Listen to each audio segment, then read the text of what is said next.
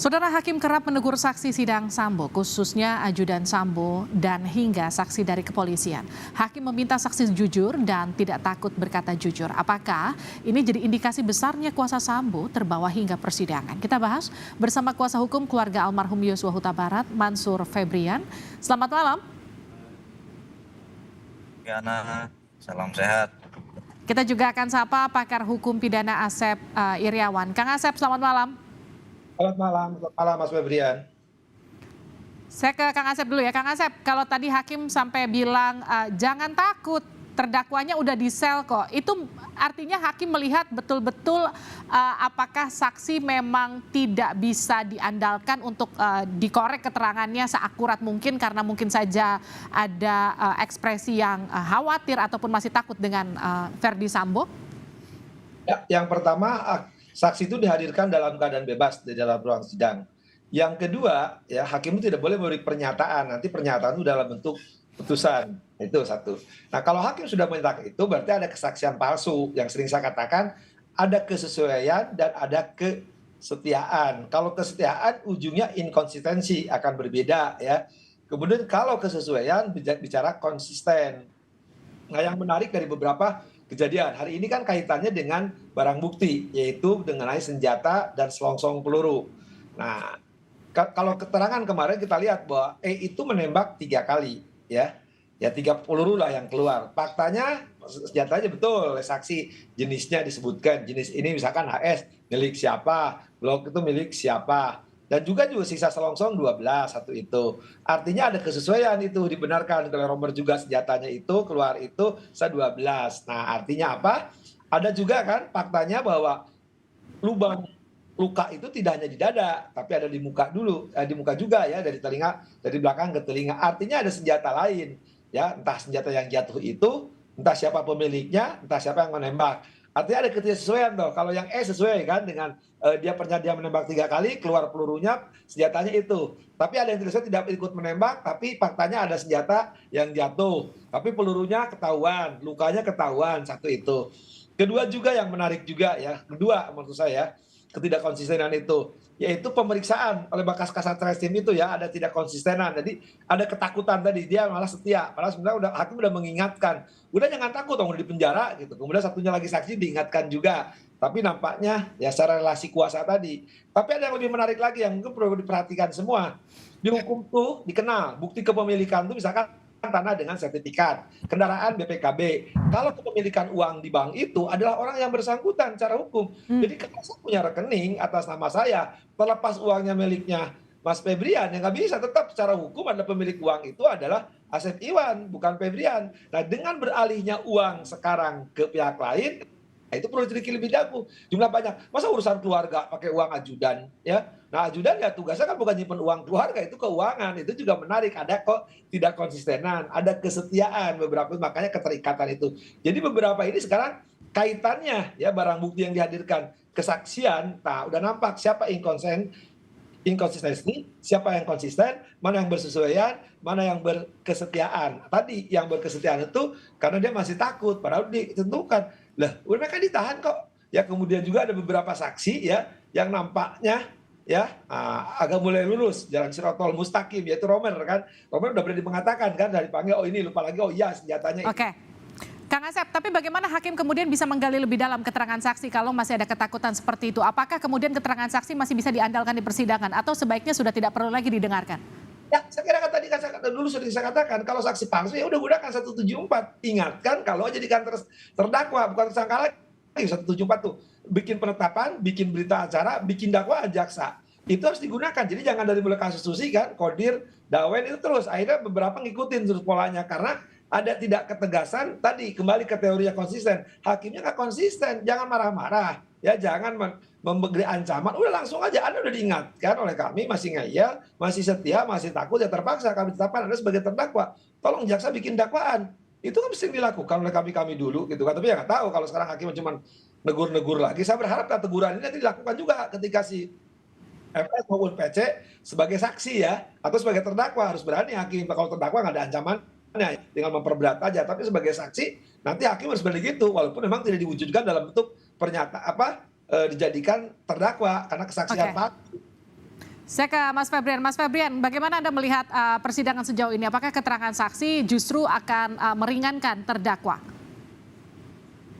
Sejauh ini kami melihat persidangan masih ada Inkonsistensi. konsisten daripada para saksi. Masih ada rasa takut walaupun berulang kali majelis hakim mengatakan jangan takut bahwa mereka sudah di sel katanya. Namun faktanya adalah mereka masih tetap segan, mereka masih tetap takut dan masih ada juga yang setia.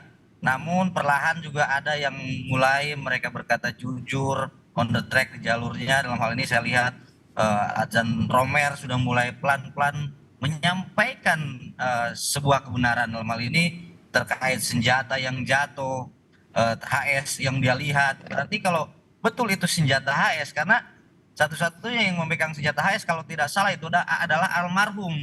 Berarti sebelum meninggal senjatanya sudah dirampas. Dan dugaan kami dari awal jangan-jangan memang betul terjadi sebuah penyiksaan. Penyiksaan untuk apa? Untuk meminta PIN, meminta akses daripada rekening bank. Fakta yang terjadi dalam persidangan adalah ditunjukkan adanya perpindahan uang yang selama ini dikatakan bahwa pengacaranya ini penyebar hoax, bohong, tidak mungkin bisa berpindah. Namun faktanya seseorang yang sudah meninggal tanggal 8 Juli tiba-tiba tanggal 11 bisa melakukan transfer melalui e-net banking katanya. Berarti kalau melalui net banking itu bisa dilakukan melalui handphone. Nah, pertanyaannya ini, siapa yang menggunakan handphone ini? Kalau misalnya yang menggunakan handphone ini ternyata Ricky Rizal, berarti persekongkolan dan kekejian ini sudah memang direncanakan secara matang untuk menghilangkan nyawa daripada almarhum. Lalu kita juga bisa melihat wajar saja sekelas Bribka, sekelas Barada itu sangat ketakutan dengan yang Ferdi Sambo. Ini terlihat perwira Polri juga Pak Soplamit kalau tidak salah, dia juga masih tengok-tengok ketika diperiksa oleh majelis hakim. Itu seorang perwira loh. Apalagi bawahannya. Ini relasi kuasanya sangat luar biasa. Ferdi Sambo power untuk mengintimidasi ataupun menakut-nakuti anak buahnya ini sangat nyata. Sangat nyata relasi kuasanya. Ini harus konsisten majelis hakim bahwa ketika ada saksi yang masih berbelit-belit itu tidak perlu diancam-ancam. Langsung saya buat penetapan seperti tadi Pak Asep katakan, jadikan terdakwa supaya apa? Supaya ada efek jerah, supaya peradilan ini dihormati dan dihargai bahwa betul-betul ini untuk mencari sebuah keadilan dan menerapkan marwah hukum di negara kita. Itu Mbak Vina. Baik, lalu bagaimana kemudian kalau Anda melihat satu persatu hakim, kalau tadi Anda katakan hakim kan sempat menyatakan ayo jujur, jangan berbohong kepada para saksi yang notabene mereka adalah mantan ajudan dan juga anggota kepolisian. Bagaimana kemudian kalau Anda sebagai kuasa hukum dari korban melihat bahwa kesaksian ini justru tidak akan meringankan terdakwa? Karena menurut kami terkait 340 ini sudah tidak terbantahkan lagi. Itu yang pertama. Yang kedua, saksi-saksi yang diperiksa ini adalah bukan saksi yang ibaratnya akan bisa meringankan para terdakwa, justru akan memberatkan. Kenapa seperti itu? Para saksi ini terikat dalam satu relasi kuasa, dalam bawahan daripada Ferdi Sambo, yang jelas-jelas mengetahui keseharian daripada Ferdi Sambo seperti apa, Ibu PC seperti apa, kemudian karakter beliau seperti apa. Ketika ini digali semakin dalam dan kejujuran ini semakin terungkap, dan itu akan semakin membuat berat skenario ataupun semakin terbuktinya dakwaan daripada jaksa penuntut umum. Karena saksi-saksi yang dihadirkan oleh jaksa ini untuk menyatakan, membuktikan kebenaran daripada keterangan yang disampaikan para terdakwa. Karena kita ketahui terdakwa ini dilindungi haknya, ada asas praduga tidak bersalah sampai berkekuatan hukum tetap. Ini dihormati. Namun jaksa juga harus membuktikan kebenaran daripada dakwaan tersebut. Namun 340 menurut analisa kami itu sudah tidak terbantahkan lagi karena sudah ada perencanaan. Kang Asep, kalau kita kembali lagi ke soal keterangan saksi. seperti tadi Anda katakan dan juga Mas Febrian katakan, seharusnya hakim bisa tegas langsung saja jadikan terdakwa jika memang saksi tidak berkata jujur di persidangan.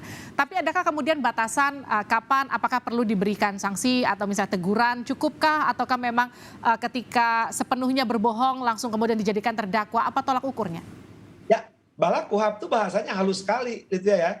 Diingatkan, bukan ditegur lagi, bukan dimarahin lagi, bukan berkali-kali. Setelah hakim ketua mengingatkan saksi, ya itu kalimatnya itu justru cuma diingatkan, jangan bohong atuh gitu kan. Nah, kalau dia masih bohong ya sudah, ngapain lagi, udah diingatkan kok masih ngeyel. Jadi parameternya cukup diingatkan, bukan dimarahi malah kan, bukan diancam lagi kan, bukan dikata-katain terus berkali-kali, lebih selusin kali kan dari mulai Susi sampai terakhir ini juga berkali-kali ancaman majelis mengingatkan kepada saksi-saksi ini. Jadi parameternya sederhana cuman itu. Karena apa? Kalau walaupun di sekali-kali, kalau 340 jelas tadi katakan Febrian maupun kita berkali-kali, itu udah terbukti. Ini kan hanya anak-anak ini, buktinya hanya ikutan untuk sebenarnya untuk kelompok 6 ya.